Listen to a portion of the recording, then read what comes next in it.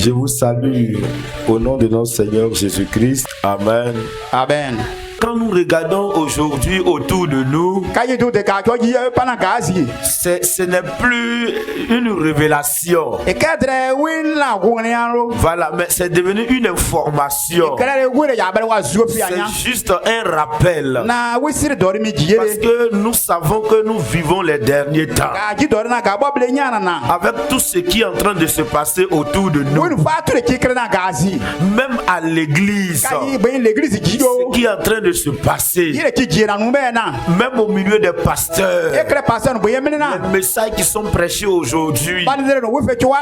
Ça fait peur. Et nous savons très bien que nous sommes dans les derniers temps.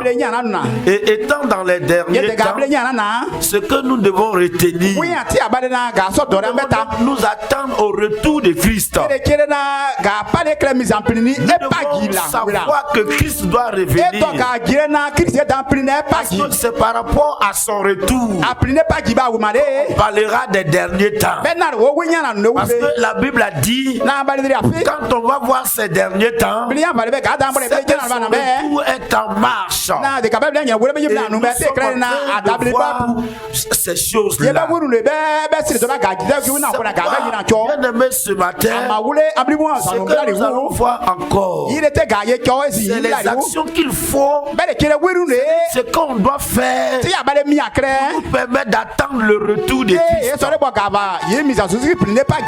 C'est-à-dire, la Bible a clairement dit, quand on verra ces choses-là, c'est que la fin est proche. Ça ne veut pas dire quand on a vu ces choses, c'est que c'est la fin. Il dit ça annonce la fin. Pendant que ces choses sont en train de se passer, comment faire pour pouvoir attendre? C'est très important. Et c'est pourquoi nous allons lire un texte et ça va nous amener à comprendre certaines choses. 1 Thessaloniciens chapitre 4 verset 13. Nous allons légèrement nous tenir levés pour le respect de la parole de Dieu. Nous ne voulons pas, frères, que vous soyez dans l'ignorance au sujet de ceux qui dorment, afin que vous ne vous affligiez pas comme les autres qui n'ont point d'espérance. Amen. Amen. On s'assoit dans l'amour du Seigneur. Ici, c'est l'apôtre Paul qui a écrit à l'église de Thessalonique. Et quand il écrivait ce texte, il était en train d'insister sur le salut. Il était en train d'insister sur la raison de la vie chrétienne. Et pourquoi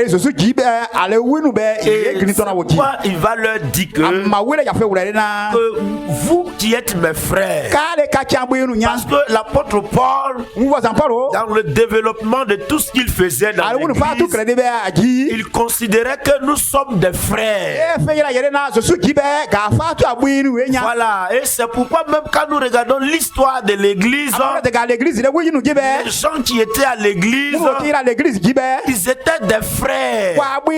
C'est pourquoi on dit des frères en Christ, des sœurs en Christ. Il leur parlait étant des personnes qui ont même père et même mère. Que tu sois grec, que tu sois juif, nous avons un nouveau père.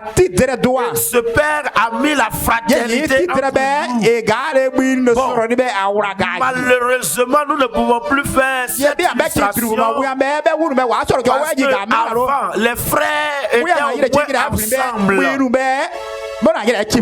Voilà, mais malheureusement aujourd'hui, même les frères, même père, même mère, sont déchirés aujourd'hui, s'entretuent entre eux aujourd'hui. D'ailleurs, Ce qui est au dehors est entré dans l'église. Les frères et sœurs s'entretuent dans le monde. Et si les frères et sœurs en Christ s'entretuent aujourd'hui, mais ce que nous voulons dire, l'apôtre Paul parlait à l'église de Thessalonique comme il parlait à ses frères. Et voici la raison pour laquelle il parlait à ses frères. Il dit que vous, mes frères, je ne veux pas que vous soyez dans l'ignorance. Parce que ceux qui sont dans l'ignorance, ces personnes sont en profond sommeil. Ces personnes sont en train de dormir. Et aussi ceux qui sont dans l'ignorance, ces personnes-là sont affligées. Ces personnes se lamentent tous les jours. Ces personnes ont peur tous les jours. Ces personnes sont effrayées tous les jours.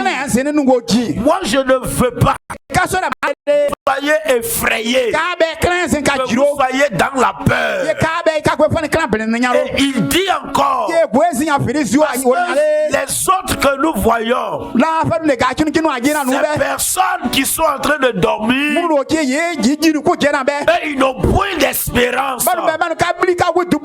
Il n'y a rien qu'ils peuvent espérer en ça. Et c'est pourquoi ils sont dans les afflictions. Amen. Amen. Voici ce que l'apôtre Paul a dit. Et ce texte-là va nous aider à aussi avoir, ou bien nous amener à poser les actions qui pourront nous aider à atteindre le retour de notre Seigneur Jésus-Christ. Quelles sont ces actions qui peuvent nous emmener à atteindre le retour de notre Seigneur? La première des choses, nous devons sortir de l'ignorance. Nous devons tout faire pour sortir de l'ignorance. Regardez un peu ce que l'apôtre Paul a dit. Il dit, nous ne voulons pas, frères, que vous soyez dans l'ignorance. Ici, le problème crucial du peuple de Dieu, c'est le fait de rester dans l'ignorance. Quand on parle de l'ignorance, c'est quoi? Quand je veux expliquer terre à terre, l'ignorance, c'est le fait que quelqu'un ne sait pas quelque chose. Et la plus grande ignorance, c'est le fait que quelqu'un ne sait pas quelque chose et il ne sait pas que qui ne sait pas quelque chose. Et les plus grands ignorants, c'est des personnes, selon eux, ils croient qu'ils ne sont pas ignorants. Au fond de leur cœur, ils pensent qu'ils savent quelque chose. Ou bien ils pensent qu'ils connaissent beaucoup de choses. Or, beaucoup de choses leur manquent. C'est ce qu'on appelle l'ignorance. Et pourquoi l'apôtre Paul pouvait dire aux chrétiens de ne pas être dans l'ignorance, bien aimé dans le Seigneur, c'est parce qu'il a regardé les conséquences et il leur a dit non, ne restez pas dans l'ignorance. Parce que, bien aimé, quand quelqu'un est dans l'ignorance, il perd son temps. Amen. Amen. Quand quelqu'un est dans l'ignorance, il perd beaucoup son temps. Et c'est pourquoi l'apôtre Paul a dit que racheter le temps, car les temps sont mauvais. Regardez, aujourd'hui les chrétiens perdent le temps. Si ce qui ne fait pas important, je cesserai de répéter avec vous. J'ai honte quand dans une église, on ne fait que régler les problèmes. Et puis le problème qu'on règle là, il dit là il va faire ça, il dit là il va faire ça. Et on dit vous deux là, venez vous expliquer. Ou bien ta femme vient expliquer pour elle ici, toi aussi tu viens expliquer pour toi ici. Ce sont des pertes de temps. Je vais vous dire quelque chose. Le temps est très précieux. Le temps nous permet d'accomplir et de réaliser beaucoup de choses. Le temps nous permet de pouvoir réaliser des projets les plus nobles. Et c'est pourquoi quand nous perdons le temps, quand nous gaspillons le temps, ça nous fait rater les opportunités. Quand on perd le temps, on rate les opportunités. On rate les grands rendez-vous. Souvent le Seigneur a rendez-vous avec nous. Mais le fait que nous perdons le temps, on rate ces opportunités. Regardez, quand Jésus parlait, il a parlé des 10 vierges. Et il y avait 5 qui étaient sages et 5 qui étaient folles. Qu'est-ce qui est arrivé? Ceux qui ont raté l'opportunité d'être à la fête de noces, c'est des gens qui ont pris le temps et qui perdaient le temps. Donc, quand nous sommes ignorants, nous perdons le temps. C'est pourquoi l'apôtre Paul dit ce que nous devons savoir, faisons tout pour sortir de l'ignorance. Quand quelqu'un n'est pas ignorant et qui sait que l'heure qui est arrivée là, c'est l'heure d'annoncer l'évangile, c'est l'heure de prier, c'est l'heure de faire ceci, il ne perd pas son temps. Regardez quelque chose. Il est écrit dans la parole de Dieu. Néhémie était en train de construire la maison de Dieu. Et les ennemis lui ont écrit. On dit, viens, on va se concerter. Viens, on va faire ceci, cela. Il leur a dit, non, je ne veux pas perdre mon temps. Parce que le travail que je suis en train de faire, c'est un travail très important. Et donc, si Néhémie ne disait pas cela, il allait rater les opportunités. Il n'allait pas arriver au bout de ses objectifs. Donc, dans l'ignorance, nous perdons le temps. Dans l'ignorance, il y a beaucoup de frères en Christ qui ont perdu leur temps. Dans l'ignorance, il y a beaucoup de sœurs en Christ qui ont perdu leur temps. Et il y a eu des opportunités et qu'ils ont raté ces opportunités. C'est pourquoi sortons de l'ignorance. Ça peut nous permettre d'attendre le retour de Christ. Donc quand tu es ignorant, tu perds le temps pour des choses inutiles. Tu ne sais même pas manipuler le temps. Ça peut aller. Amen. Ça peut aller. Amen. Quand on est dans l'ignorance, on est stressé. Et puis on est énervé. Cadeau. Ne pas savoir utiliser quelque chose, ça t'amène à t'énerver. Apparaît la même. C'est la même. Et c'est ce qui se passe à l'église. Le fait que beaucoup de personnes sont ignorantes, ils sont stressés, ils sont énervés. Quand tu sais utiliser la Bible, tu n'es jamais stressé, tu n'es jamais énervé. Dès que quelqu'un dit quelque chose, tu regardes la chose, tu as déjà la réponse dans l'église, dans la Bible. Mais le fait que nous ne maîtrisons pas et que nous sommes ignorants de la parole de Dieu, ça fait que les chrétiens sont stressés, ils sont énervés parce qu'ils ne savent comment répondre. C'est ça. Quand tu vois que c'est ainsi, c'est qu'à quelque part l'ignorance a fait son travail. Or nous devons sortir de l'ignorance. Quand nous sommes dans l'ignorance, nous nous faisons du mal. Et en plus de cela, nous mettons notre vie en danger. C'est tellement simple. Quand tu ne connais pas le dosage d'un médicament, qu'est-ce qui arrive? Tu peux avaler tout et puis ça va endommager tout ce que ça va endommager. Ou bien même le fait que tu ne prends pas bien, le médicament ne va pas te guérir. Ne pas connaître les dangers, même de la route. Tu ne peux pas rouler sur la route. C'est la même chose. Et comprenez avec moi. C'est pourquoi la Bible a dit mon peuple périt par manque de connaissance. Quand tu ne connais pas, bien aimé, tu es en danger. Au fait, tu te fais du mal sans savoir que tu es en train de te faire du mal. Parce que tu es dans l'ignorance. Et quand vous voyez que la bonne Paul dit, sortez dans l'ignorance comme eux. Regardez ce monde aujourd'hui. Le fait que les gens sont dans l'ignorance, ils se font du mal. Ils vont prendre des piqûres. Ça va détruire leur corps. Ils vont prendre des pommades. Et ils finissent de se pommader. Tout le corps devient un problème. Ils vont prendre tel comprimé. Le comprimé va créer tel problème. Regardez. Nos jeunes gens qui prenaient les drogues.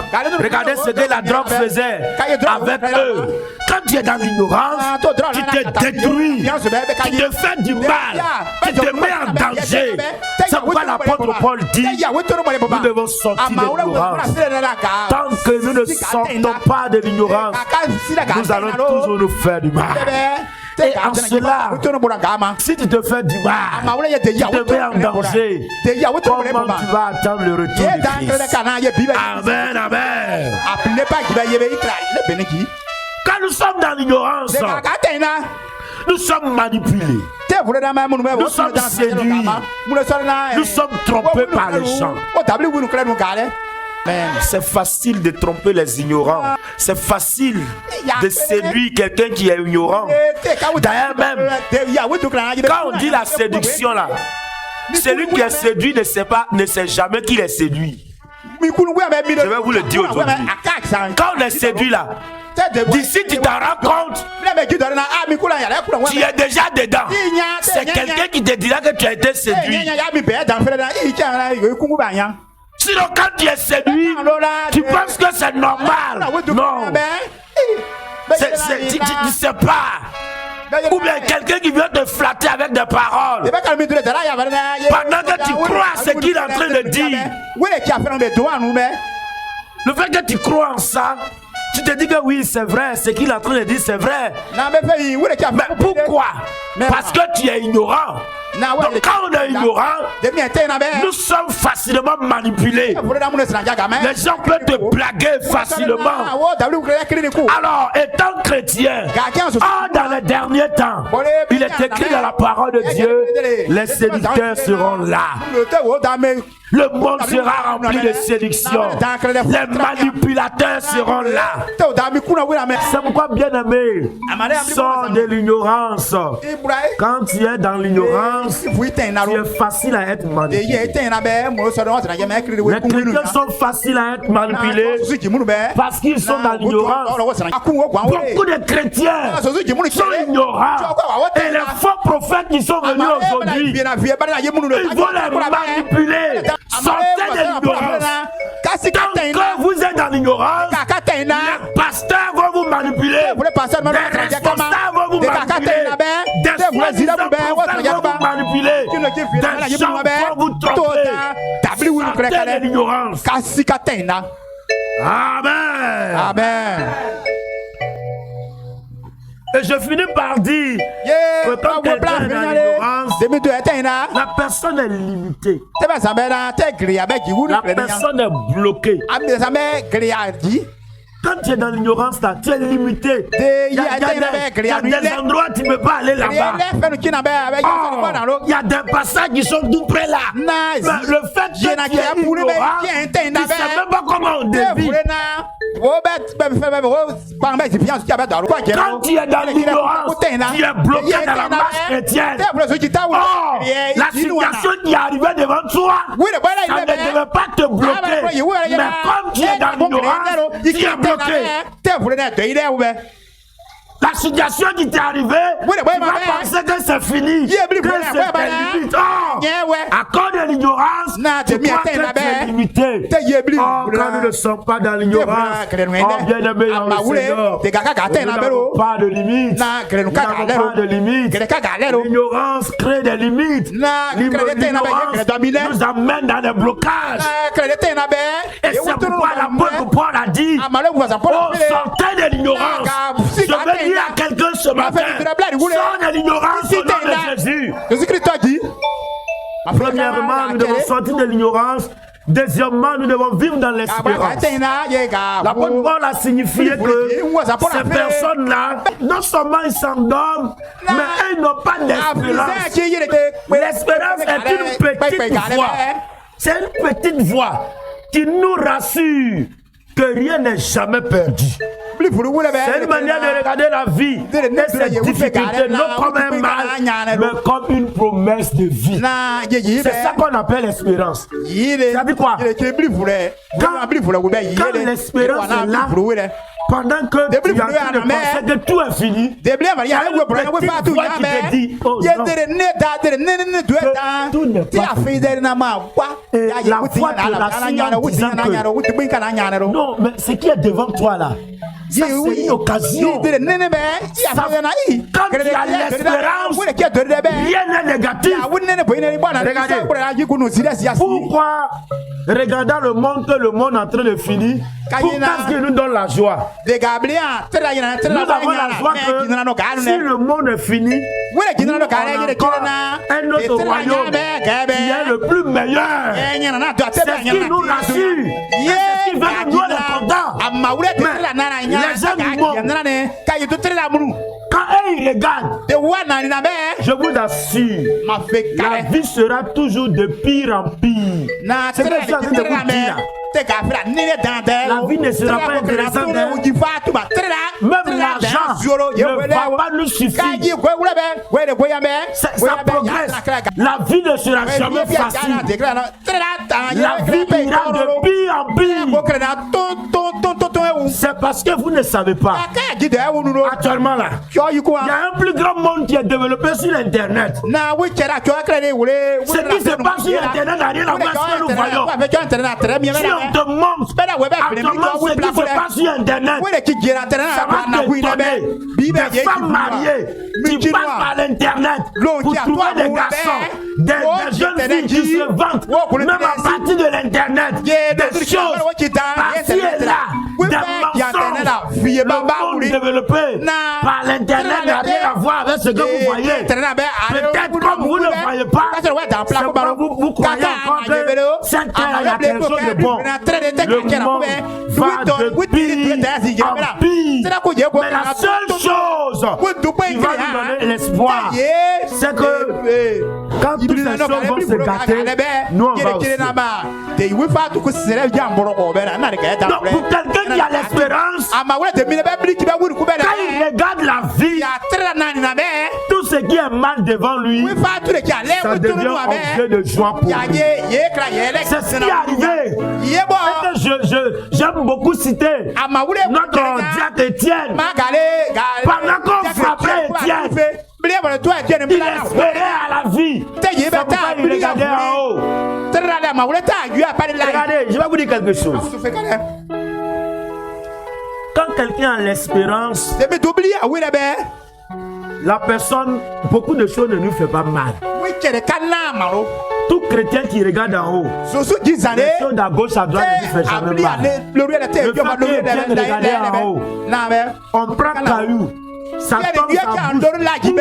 Lui, elle est si on lui tape caillou sur la bouche,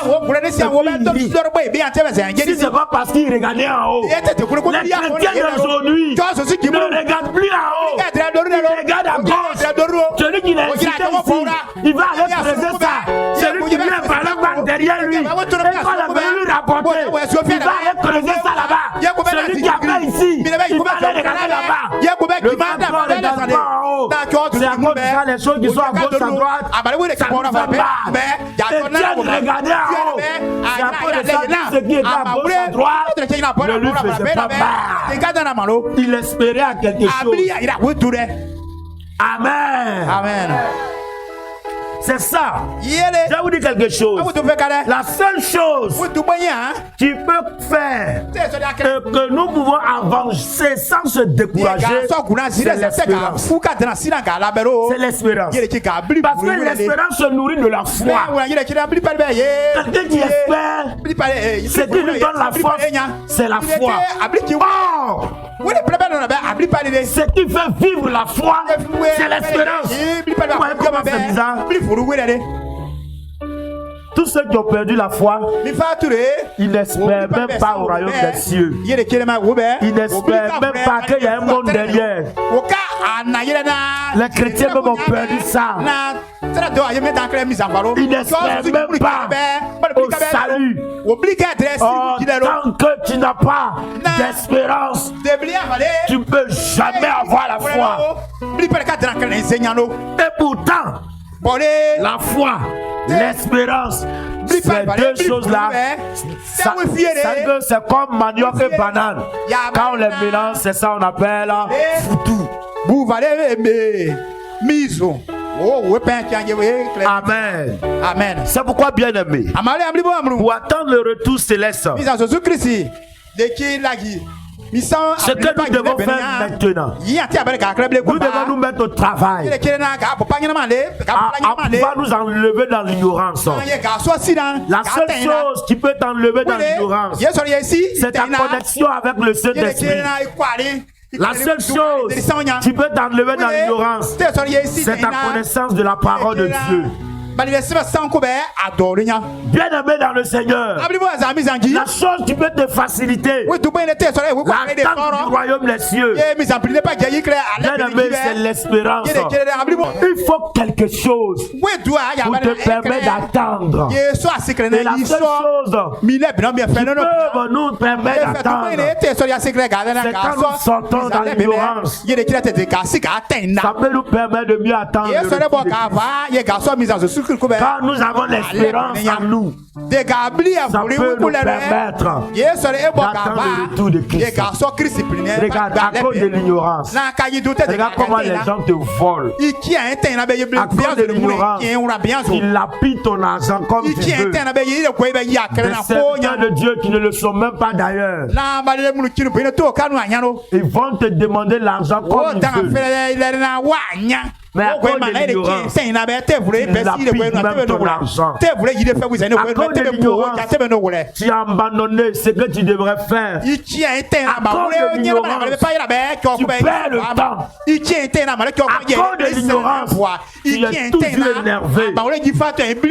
À cause de l'ignorance, tu te fais du mal chaque jour. Et tu mets ta vie en danger. À cause de l'ignorance, tu es manipulé, tu es trompé.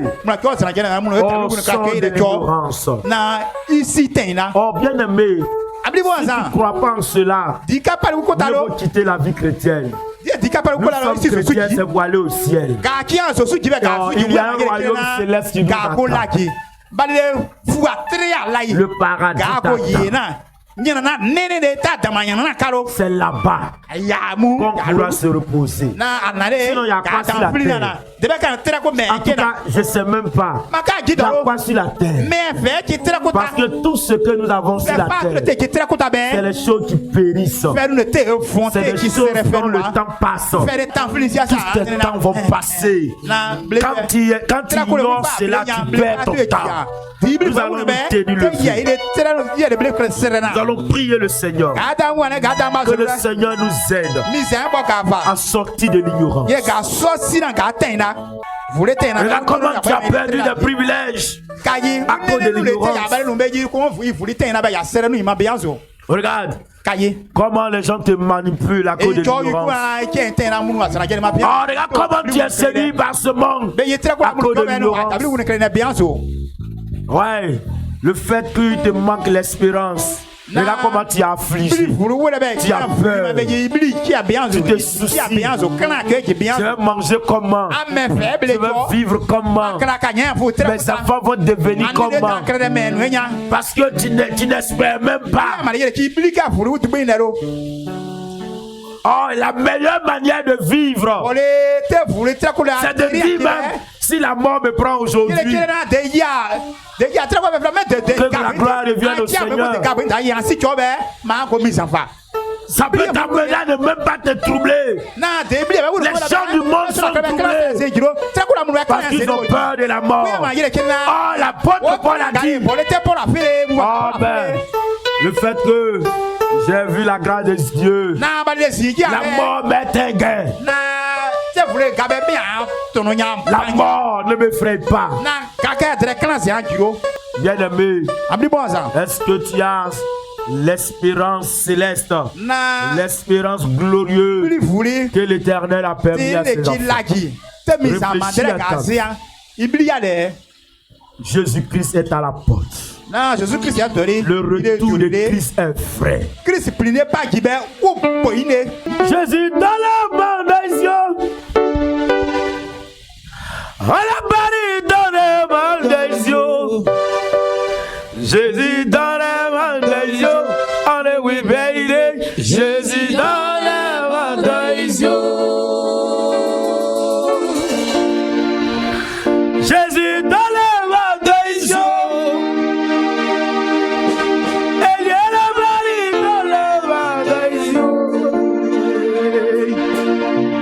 Jésus dans les mains des yeux. Allez oui baby. Jésus dans les mains des yeux.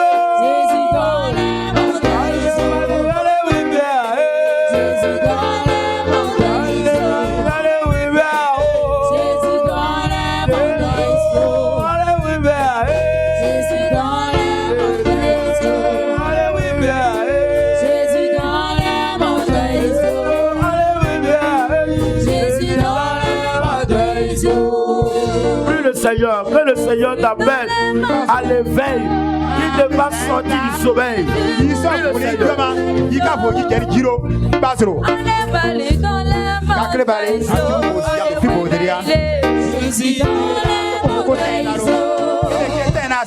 La Bible dit que le serviteur d'Élisée était dans l'ignorance et il a commencé à s'inquiéter.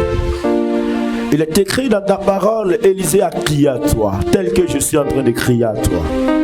Et du Père, ouvre ses yeux et qu'il voie. Papa, à l'instant, que la puissance de ton nom, que le feu de ton esprit, Dieu d'Israël, sillonne et ouvre les cieux. L'Éternel, fais sortir tes enfants du sommeil. Oh my God. Ta parole dit, l'Esprit de Dieu est sur moi. Il m'a oint pour proclamer aux captifs leur délivrance, pour libérer les opprimés, pour annoncer une année de grâce, pour donner le recouvrement à ceux qui sont aveugles, tous ceux qui ont été aveuglés, l'Éternel, tous ceux qui ont été aveuglés. Oh, ce matin, que la puissance de ton esprit, oh, s'abat sur leur vie afin de leur faire sortir, oh Dieu, de l'aveuglement spirituel. Au nom de Jésus-Christ, que le feu de ton esprit sillonne l'Éternel.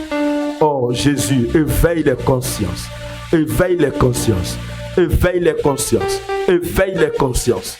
Oh Jésus, par l'ignorance, beaucoup de choses se passent.